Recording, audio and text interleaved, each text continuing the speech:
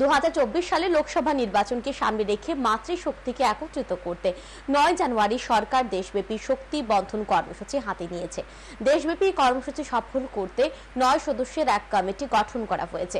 রাজ্যে ইতিমধ্যেই শক্তি বন্ধন কর্মসূচি শুরু হয়ে গেছে। রাজ্যে এই কর্মসূচি সফল করার দায়িত্ব দেওয়া হয়েছে পশ্চিমবঙ্গের বিধায়িকা শ্রীরূপা মিত্র চৌধুরীকে। বৃহস্পতিবার প্রতাপগড় ইংরেজি মাধ্যম বিদ্যালয়ে স্বসহায়ক দল এবং এনজিওর মহিলাদের নিয়ে চায় পে চর্চা অনুষ্ঠানের মাধ্যমে শক্তি বন্ধন কর্মসূচি পালন করা হয়। উপস্থিত ছিলেন পশ্চিমবঙ্গের বিধায়িকা শ্রীরূপা মিত্র চৌধুরী, আগরতলা পুর নিগমের mayor Dipak Majumdar, deputy mayor Monika Das Dutta সহ অন্যান্যরা।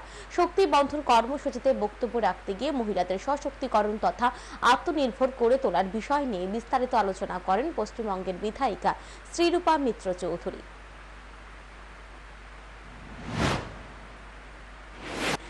দেশ জুড়ে বিগত 9 তারিখ আমরা শক্তি বন্ধন অভিযানের শুভ সূচনা করেছি।